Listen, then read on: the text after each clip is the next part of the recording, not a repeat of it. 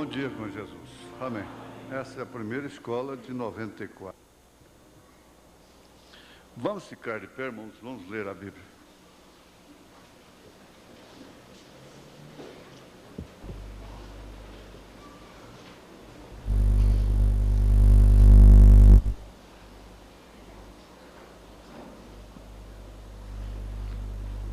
Provérbios capítulo 23, verso 13 e 14.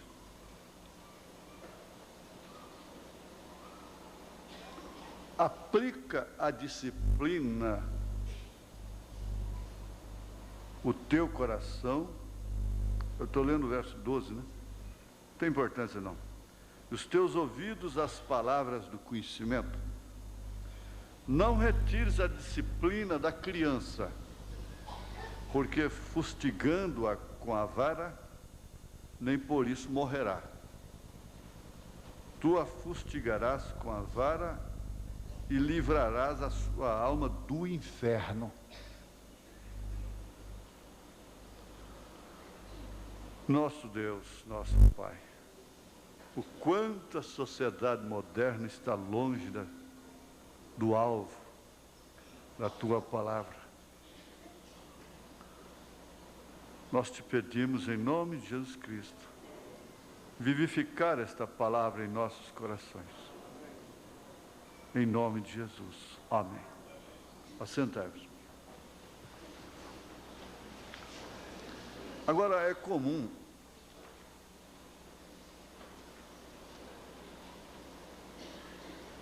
é fácil pegar uma escritura dessa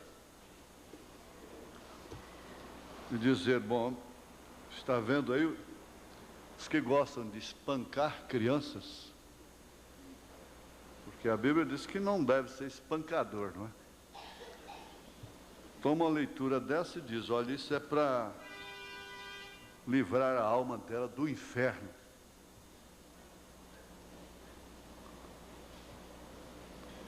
Mas não é assim. Não é espancar.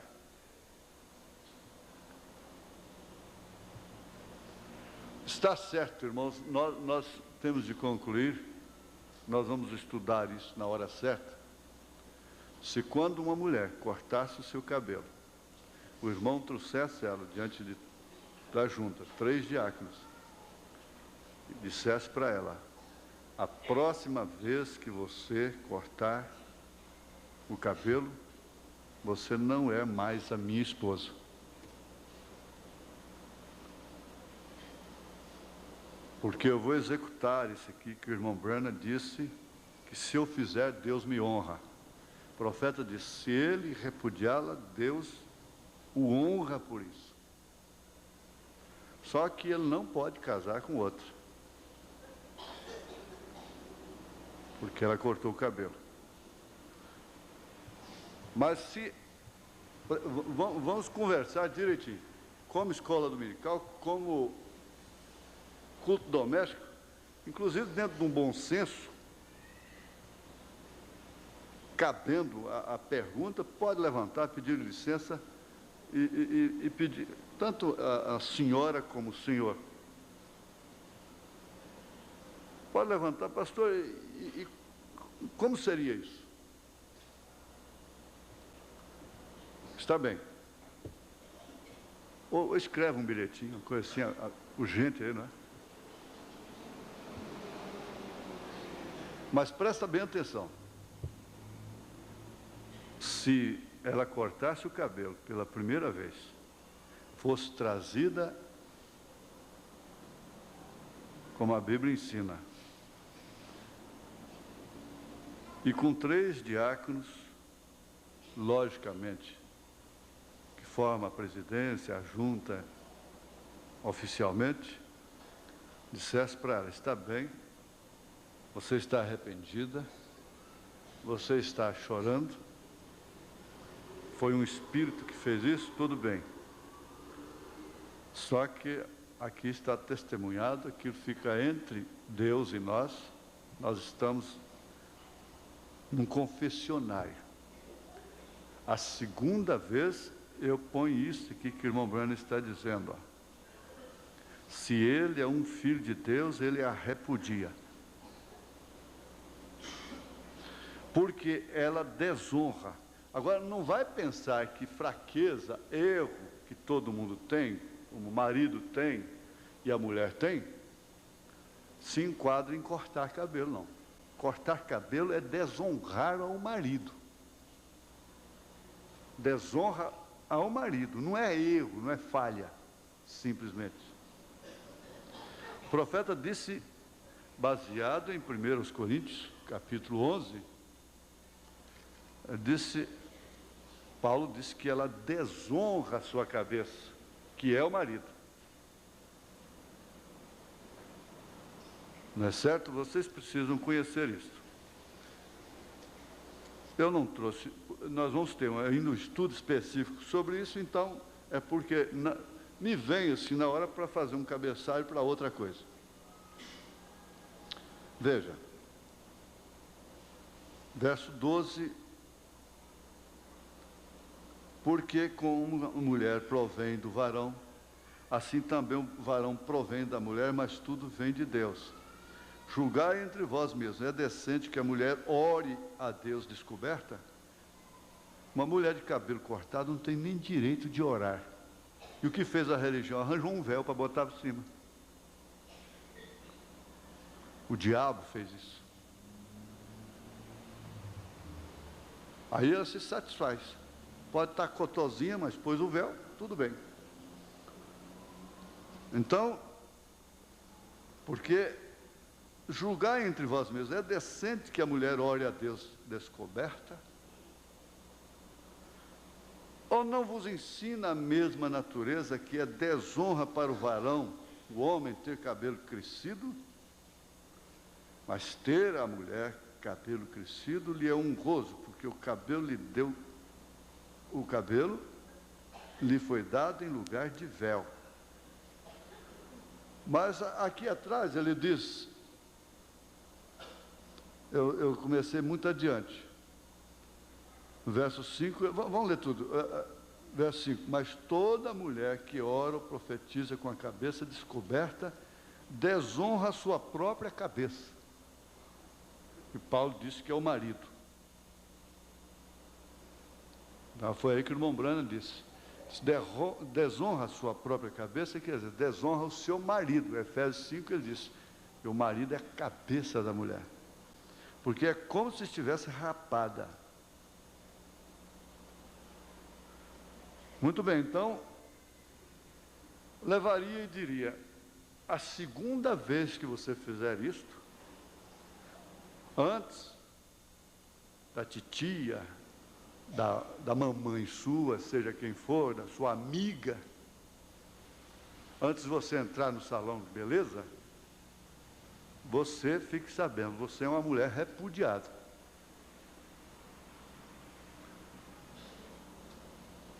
Agora, repudiar não quer dizer propriamente que tem que mandar embora de casa e que tem que sair de casa.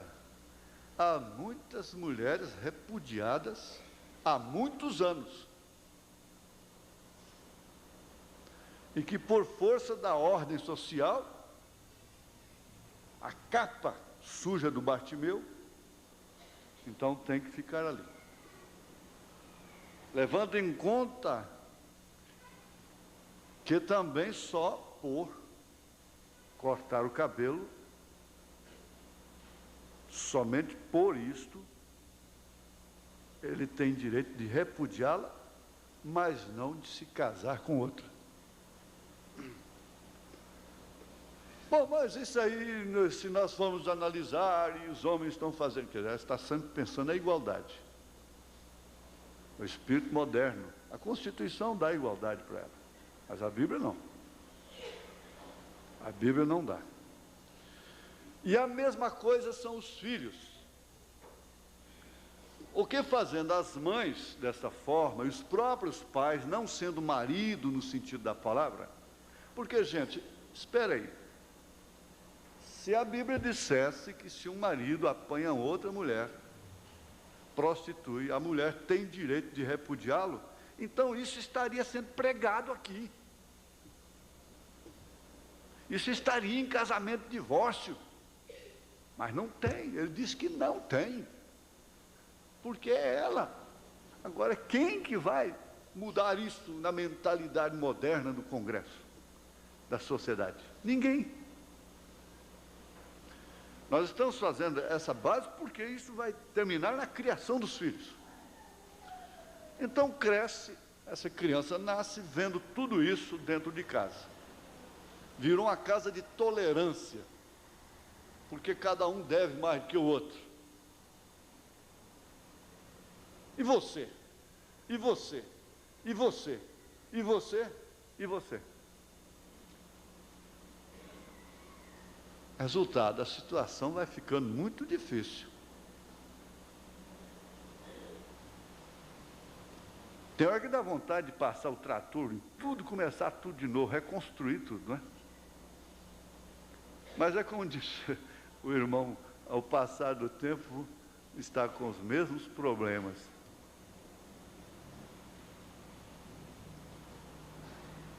O trator virá, ele vai vir. Mas não para reconstruir sobre a mesma base. Então, o profeta disse, aquele menino jogou o suco de laranja na parede. O profeta usou uma expressão que ele é contra ela. Fosse meu filho, eu lhe arrancaria o couro. Agora, é força de expressão. Eu usei uma força de expressão lá em Brasília, que eu digo até colegas desprevenidos, interpretaram mal. Eu disse, queima essa bateria, queima essas guitarras. Quantas vezes eu falei de botar fogo nesse órgão? Quantas vezes você fala isso dentro de casa? Eu ponho fogo nisso, menino, quebra isso, eu quebro esse trem e jogo fora, se vocês não pararem de brigar com isso. Quem já falou isso? Quem já falou? Ah, fala sim, fala. Ah, então você está dizendo, então já sei, só não põe nada, né?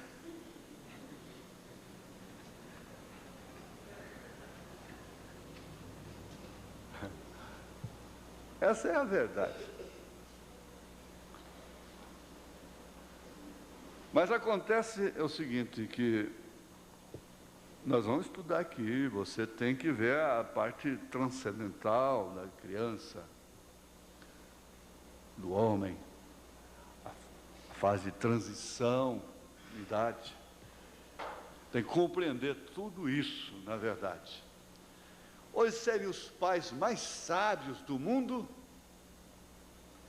constituindo a sociedade mais limpa, mais sadia da terra, se isso fosse posto em prática. Mas é impossível, não é? É impossível. A gente sabe que é impossível. A força de expressão às vezes fere mais do que a sua execução. Não é certo? Ora, Davi disse aqui,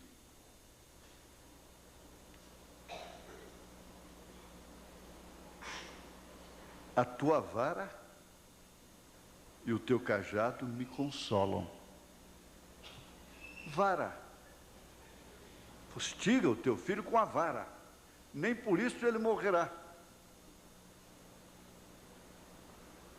Cada cidadão tinha uma vara. Cada cidadão tinha um bastão, daqueles patriarcas. E por muito tempo, uma família, uma mulher ficava viúva, mas o chapéu do marido dela ficava na sala. Quando um homem chegava, batia na sua porta de uma casa, era natural ele olhar para a parede. Tinha um chapéu lá. Quando tinha um chapéu lá, dizia, aqui tem homem. Aqui tem cabeça. Aqui tem um varão aqui. A vara, o bastão, tem tanto significado. E Davi se considerou realmente ovelha, porque o seu pastor tinha vara, tinha cajado. E nós poderíamos dizer, assim para simplificar, para diminuir o tempo, aproveitar o tempo, que essa vara é a palavra. É a palavra. Agora, tem sim, no meu tempo de primário, eu não troco meu primário pelo ginásio de hoje. De jeito nenhum. São semi-analfabetos, desculpem, em relação àquele primário que nós tivemos. As professoras tinham força moral. A professora era uma segunda mãe, para começar. Os pátios de recreio eram separados. Completamente separados. Em cada pátio tinha 1, 2, 3 pés de amora. Sabe o que é amora? Pois é. E quase todos os quintais tinham amora, amoreira. Porque a vara da amora é boa. Como diz a irmã, nas pernas.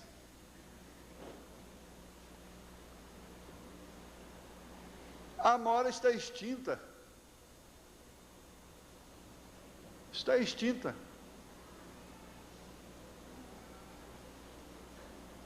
Acabou a amoreira dos quintais. Mesmo a goiabeira dá uma varinha boa, que substitui essa chinela de pluma, de espuma, muito bem. Presta bem atenção, rapaz. E ao chegar à adolescência, e ao achar que já é homem, e que não deve mais satisfação a pai nem a mãe, só deve satisfação na hora de comer, de dormir, cama, remédio, escola, e carro e tudo. Se eles também fossem trazidos a um banco e dissessem, se isso não consertar, vocês vão ter que cuidar de si mesmos em algum lugar. Ah, mas em vez de tirar os meninos da rua, vai mandar menino para a rua? A causa de menino de rua é justamente essa omissão. O profeta disse, se Bilipau fumar, eu mandarei para fora de casa. E mandou mesmo. Mas tinha uma vovó que acudiu ele. Ele disse, se Bilipau jogar boliche, eu ponho para fora de casa. Essas alturas ele não queria saber se a mamãe queria, se não queria, se a mamãe ia pular no meio e disse, então eu saio também. Não foi você que... Não vou usar o termo. Mas não foi você que deu a luz. Eu saio também.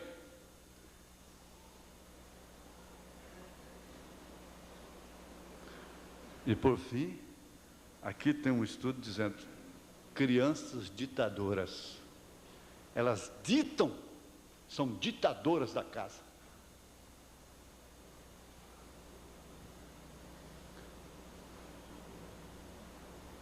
Isso não deve ser feito num espírito de impiedade, de ditadura, de maldade. A mocinha passa aí para os seus 17, 18 anos, comendo, vivendo à custa do pai, e quer introduzir o sistema das casas de suas amigas dentro de casa. Então, minha filha, vai para lá. Vai morar lá. Você não escolheu assim? Lá não é melhor? O pai dela não é educado, não é bom? Não é legal? Não é para frente? Vai morar lá. Se a coisa fosse feita assim, sem consultar Sara. A Sara estava não sei aonde quando Deus disse, vem cá matar Isaac. Ela não foi consultada. Porque ela estraga tudo. Ela estraga o casamento, ela estraga a casa. Não há como expor o sinal se uma mulher não estiver cheia do Espírito Santo, de sabedoria do Espírito Santo, se não for sábia, como diz as Escrituras, não tem como expor o sinal naquela casa. Por isso que eu disse para vocês que se casam, aproveitem, tenham seus próprios lares, imponham o sinal. Porque tudo começar de novo é diferente. O pau que nasce torto, morre torto, e até a cinza é torta, meu avô dizia.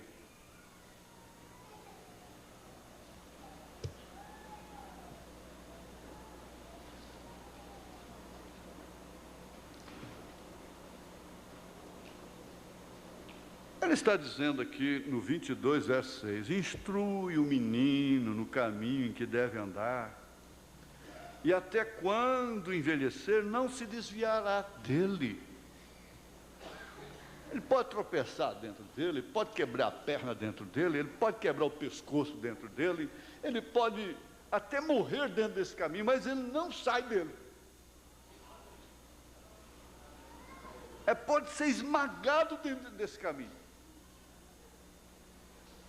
mas ele não sai dele. Parece que há uma falta de confiança na palavra de Deus.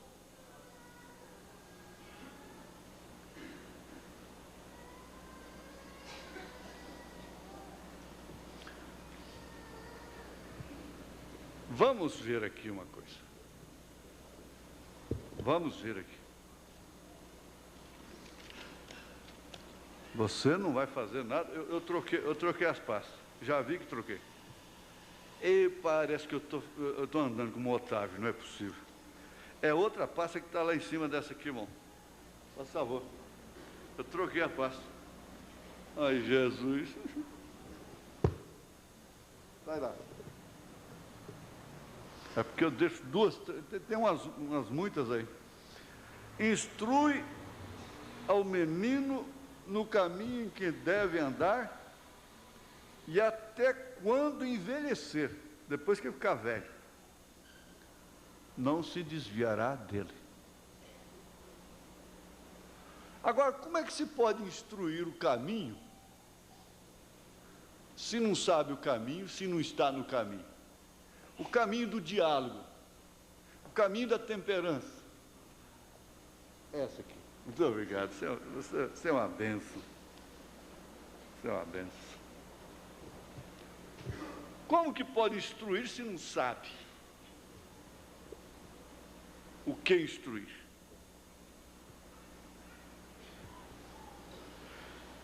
Vamos entrar aqui nessa parte. Se acreditamos num ser transcendental, isto é, que excede os limites das experiências,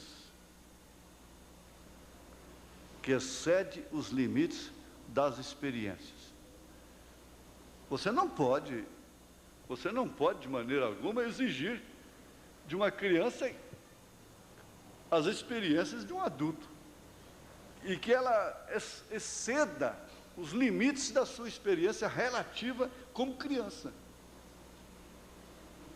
Não tem que nenhuma criança ser criada traumatizada, presa, enjaulada, oprimida, medrosa. Não, não é assim. É a capacidade de viver como amigos, é a capacidade de viver em harmonia, é a capacidade de dissolver os problemas como o gelo se dissolve com o calor do sol. De uma forma natural, pela própria lei. É isso que faria a casa sábia. O irmão Branham está dizendo aqui: o ser humano tem duas mudanças de vida. Eles têm a mudança de um menino a um homem. Você sabe disso?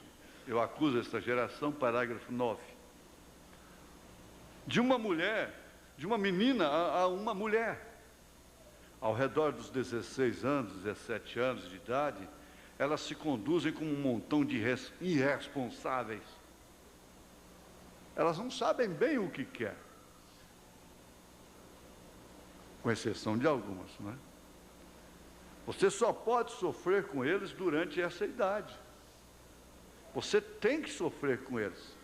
Eu tenho uma filha com essa idade exatamente agora, a Rebeca.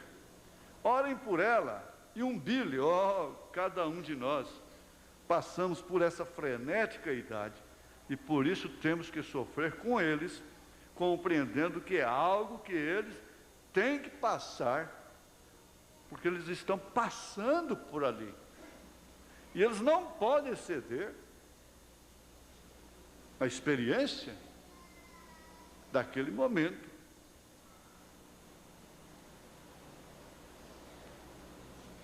Agora, o que tal uma jovem de 17, 16 anos, numa casa que está enfrentando o problema, como os pais tivessem 14, fossem os adolescentes doidos, delinquentes? Porque se dedica muito ao termo delinquente para crianças, não é? Para adolescentes. Mas tem tanto velho delinquente.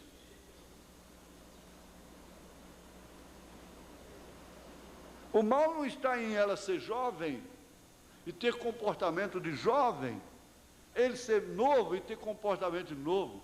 O mal está naquilo que está em casa, nos velhos, nos pais, na mãe. Principalmente na mãe. Agora você vai, eu não vou poder ler tudo, mas você conhece a história de Rebeca, e o problema lá foi a mãe. Quase que o irmão Branham não daria conta de salvar a Rebeca do inferno por causa da mãe.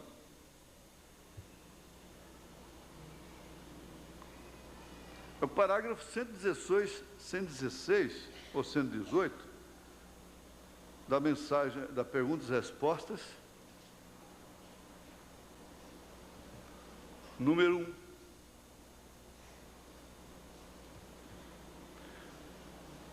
Todo jovem tem que passar por isso.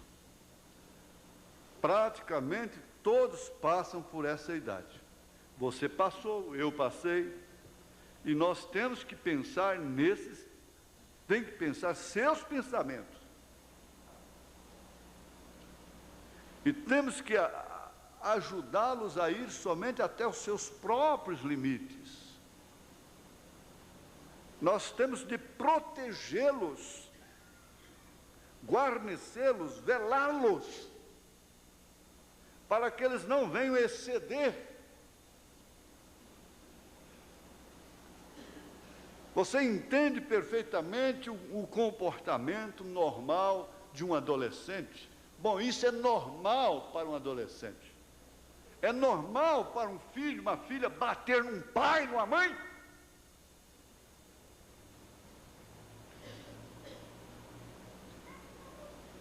Avançar?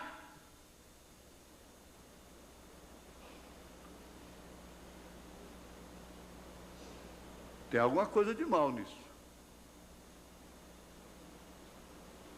É normal esmurrar uns aos outros?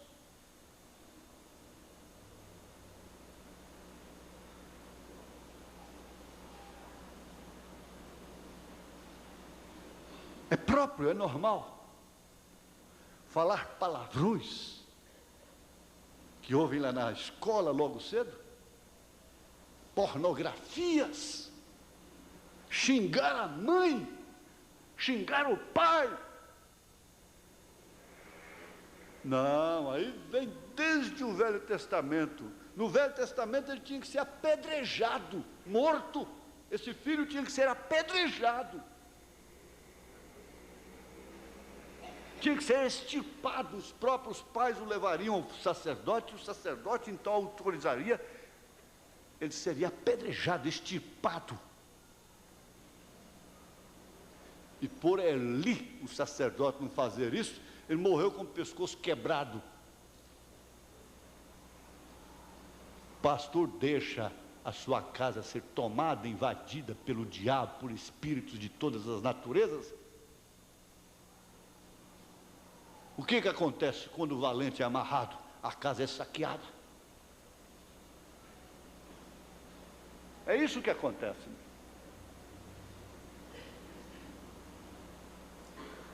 Aí agora ficam esses puritanos aí, isolando textos da mensagem em relação à televisão. A televisão virou. A casa que não tem televisão vai no rapto. Mentira, engano, é engano. A casa que não tem televisão não vai no rapto, não. Eu não estou advogando televisão, não. Aquilo é uma desgraça. Aquilo é um caixote de adultério, de demônio que você tem dentro de casa. Mas tem uma coisa, a televisão não marca encontro para te levar lá para o motel, não, sua mulher para o motel. O que marca o encontro é o telefone.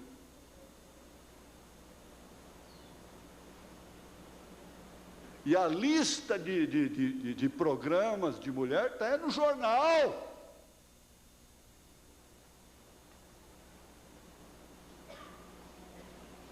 Garotas de 15 anos, garotas de 14 anos, primeira vez. Depende de quem paga mais. A oferta está aí, jornais, e não são jornais pornográficos, não. São jornais que todos os pais de família fazem assinatura e põem lá em cima da mesa para suas filhas e seus filhos.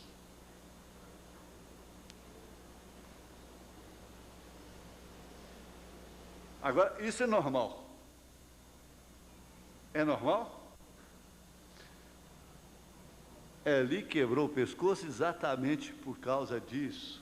A Bíblia diz que seus filhos eram aleivosos.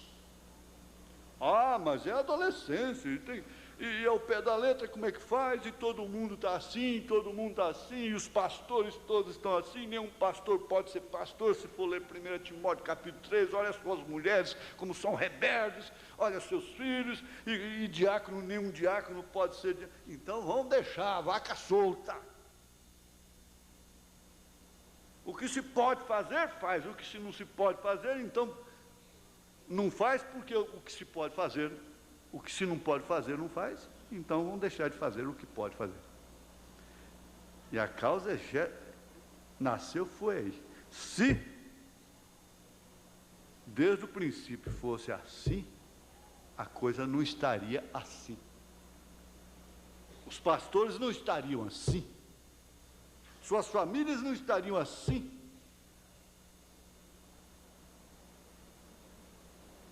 Os diáconos não estariam assim. Suas famílias não estariam assim. Não haveria irmãs aqui com ódio uma das outras, tomando a ceia. Ódio! Ódio por causa de baixaria, de coisas baixas que Paulo diz que nem lá entre os fiéis, infiéis existe. Ele falou isso na igreja de Corinto.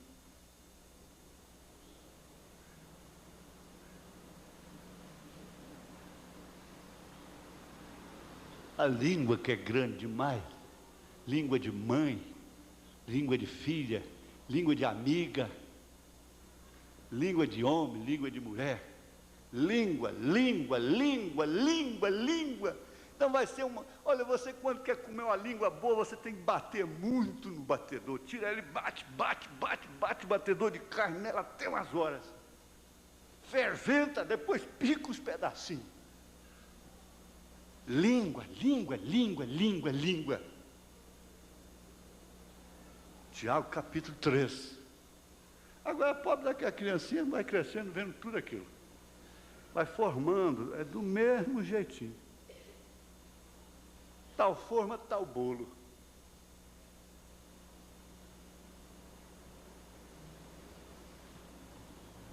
Aqui, ó, nessa pergunta e resposta, a partir do parágrafo 114, número 1, você tem a história da Rebeca.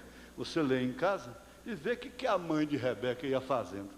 Mas eu sou a mãe, e eu sou o pai.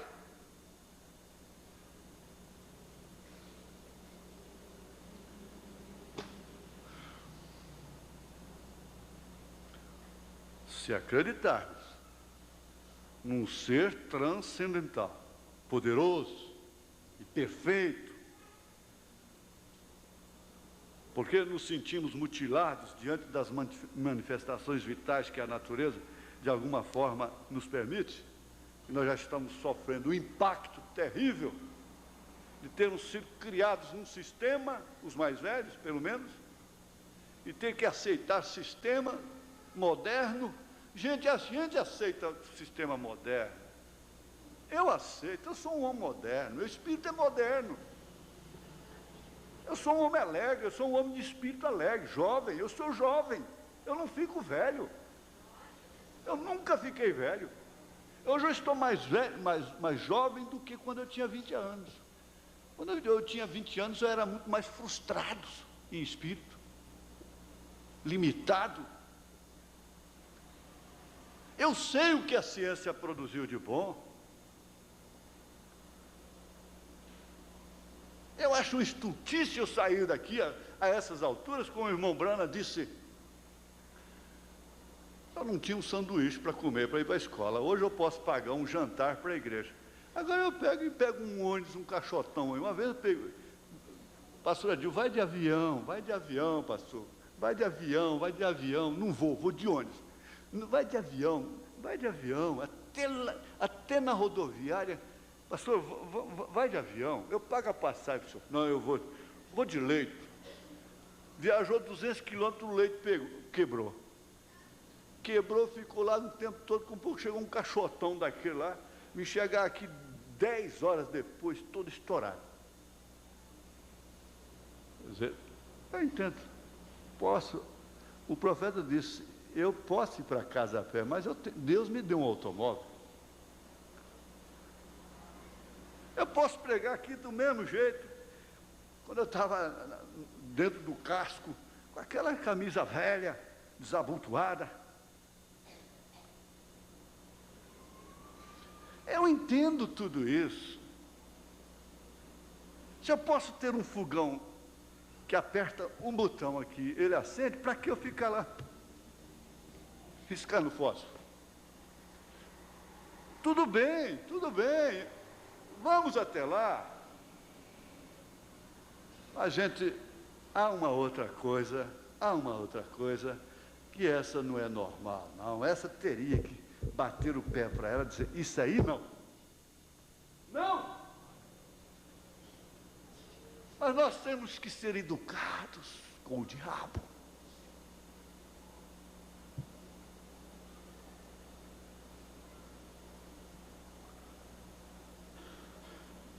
Então, nós estamos nos sentindo mutilados, vencidos. Você se sente vencido, porque quando ela volta da escola, ela volta moderna. E ela vai ter que decidir viver entre uma coisa e outra. Lá ela tem um ambiente completamente diabólico, satânico, uma atmosfera manchada, um chiqueiro. Em casa ela tem que entender que entrou dentro do banheiro. Um lugar limpo, mas ela quer sujar também. Ele quer que a casa fique como lá.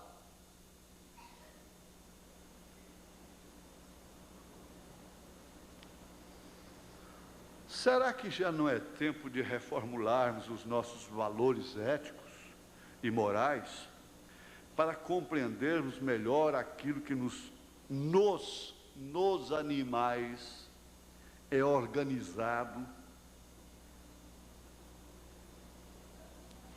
Me permito, me dê licença.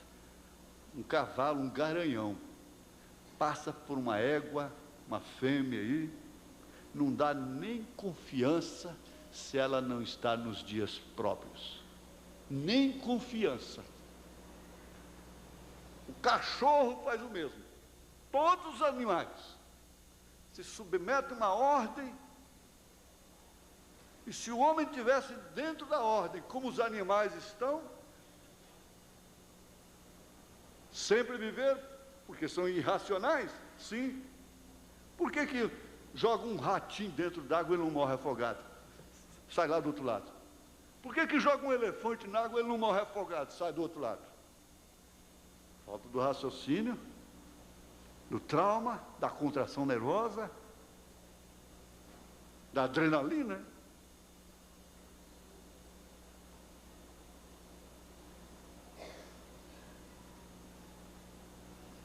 Veja, será que já não é tempo de reformularmos os nossos valores éticos e morais para compreendermos melhor aquilo que nos animais é organizado e aprendermos com a formiga? Como Salomão disse, aprender com a formiga. E que reúne todas as qualidades para que vivam em harmonia com outros eventos da natureza. Gavião. Oh, o galo já vai. Oh, os pintinhos correm tudo, entra debaixo da mãe. Ele diga, porque eu fui lá no cinema, e eu assisti um filme, e eu fui na escola, e esse negócio do papai falar, isso não tem nada de correr para debaixo da mamãe não, viu? Ele não faz isso não, ele corre para debaixo da mamãe. Porque o chefe lá fala, aquilo quer dizer, gavião, corre, aquilo é tudo.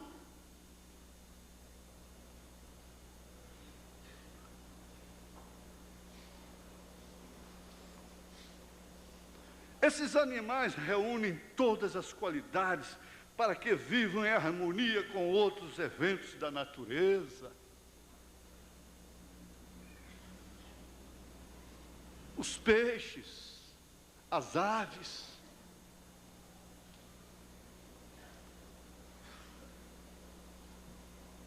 Ou é mais cômodo obedecer, sem questionar, resistindo a toda e qualquer revolução para o bem comum da humanidade?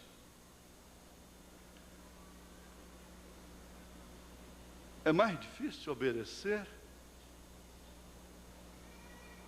sem questionar? Nós vamos ouvir, eu vou tentar repetir a palestra de segunda-feira aqui, sobre perdão, hoje à tarde. Vamos ver se, dificilmente eu dou conta de repetir mensagens. Mas vamos ver, pode sair até melhor, mais ampla, mas eu gostaria que fosse pelo menos igual. Sem questionar. Mas tudo nós temos que questionar, resistir.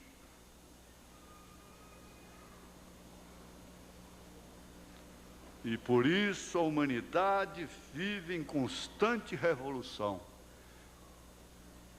Há casas que estão constantemente em revolução. Revolução no almoço, revolução na janta. É como se fosse um ataque do inimigo no Saigon.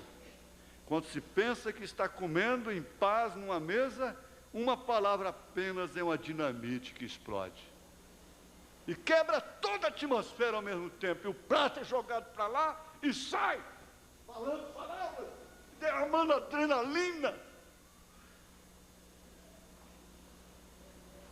E atacando ao coração.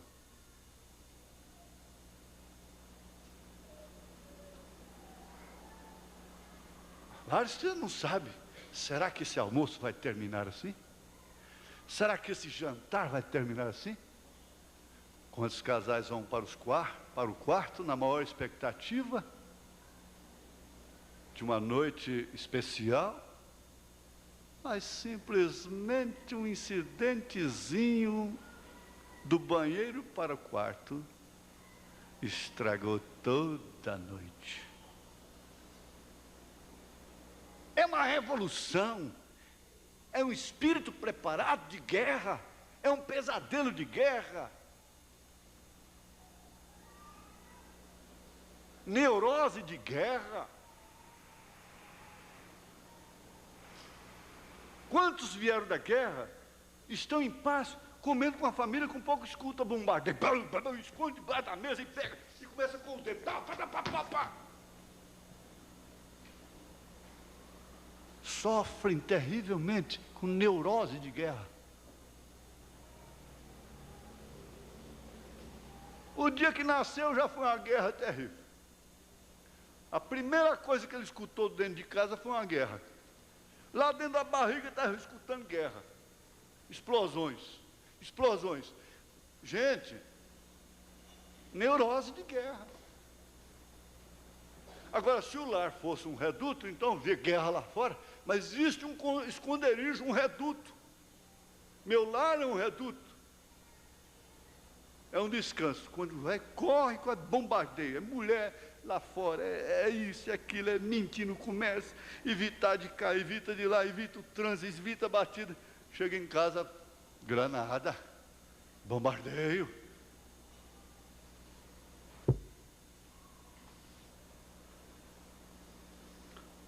Não se pode fazer nada.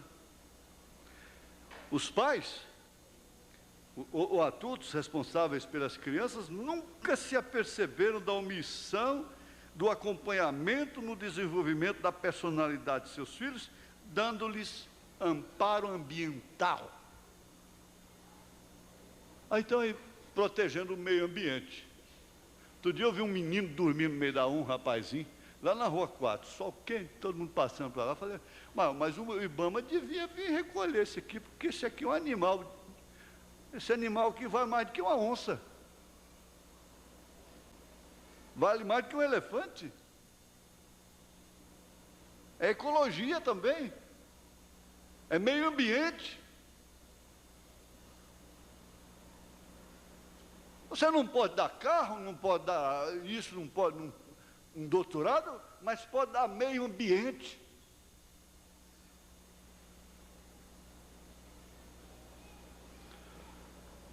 Mas o que eles fazem? Preferem contratar mães babás, com formações diversas, personalidades diversas, um dia é uma, outro dia é outra, porque nunca dá certo, logo elas começam a roubar, logo elas começam a tomar a própria alimentação da criança, e roubando dentro de casa e coisa, e você tem que mandar e buscar outra. Elas têm formações diversas, nem sempre compatíveis ou responsabilizar os psicólogos para a formação de seus filhos. Que pais são esses? Não são dignos de ser chamados de pai, de mãe. Há muita mulher que não merece esse título.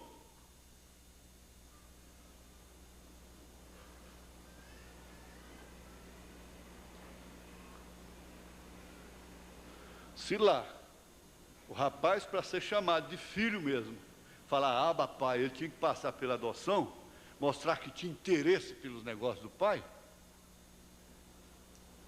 os pais também tinham que ser pais. O marido tem que ser marido. Por isso, quando você for casar, você não pode olhar para cima, você tem que olhar para baixo. A disparidade, eu não estou falando de estatura, não. Às vezes uma moça mais alta pode casar com mais baixo, isso não tem nada a ver, não. Estou falando em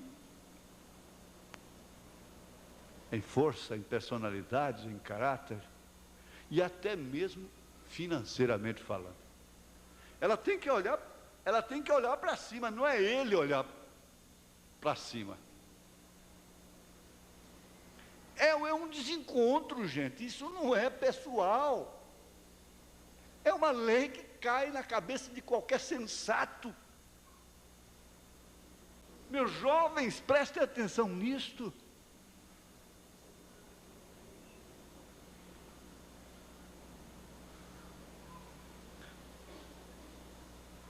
Então, eles estão recebendo formação. Eu não posso falar certas coisas aqui, porque diz que eu estou...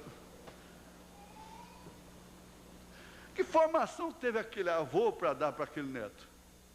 Mas tem que ser criada com ele. Vai ser a formação. Que tipo foi o lar daquele avô?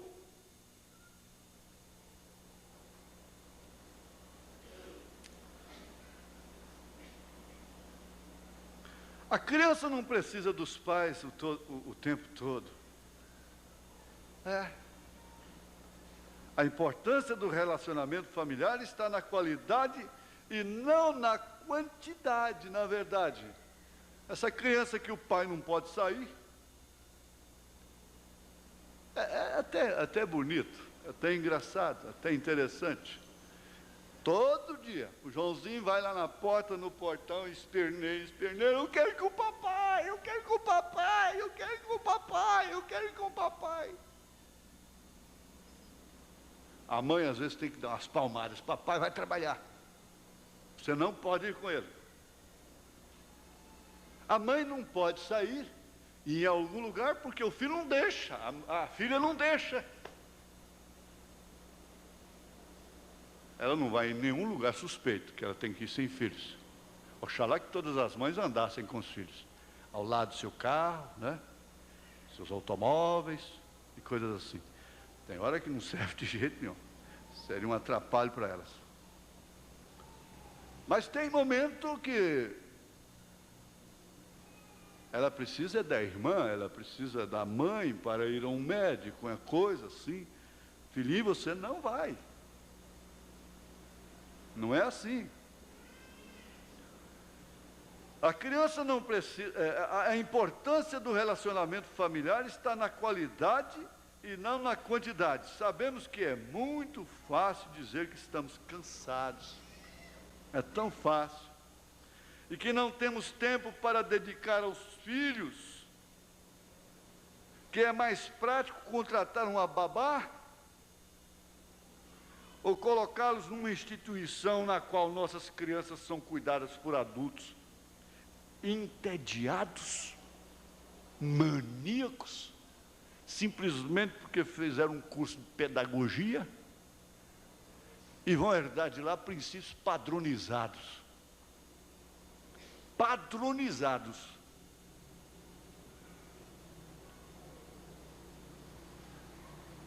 Essa é a situação das mães solteiras, que têm que deixar seus filhos despaternados em creches. Mas espera aí, se tratando da família, não se trata de mãe solteira. Na verdade, grande parte da sociedade está composta de mães solteiras. Não, elas são casadas, no cartório, no civil, mas elas vivem solteiras, elas querem viver solteiras.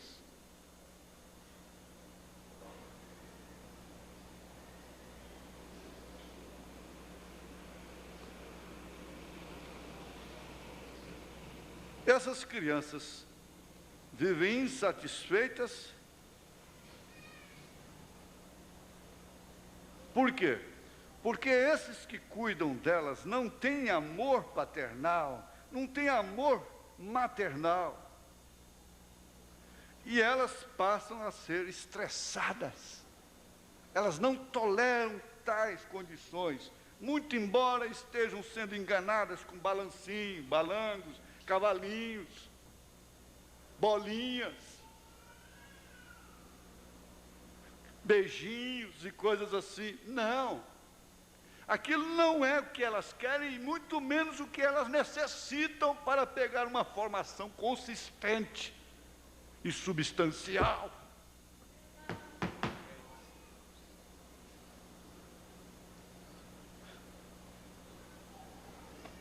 Acabou o nosso tempo. A criança tem um senso próprio de independência e se orienta instintivamente para ela dentro da mais perfeita ordem. Por isso, somente os adultos que as amam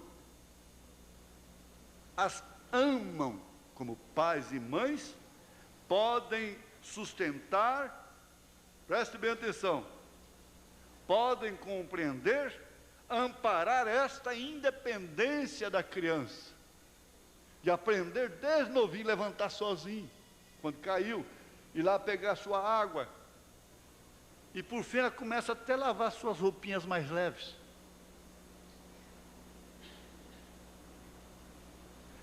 É uma independência guarnecida, protegida, e somente que tem amor de mãe é que faz isto.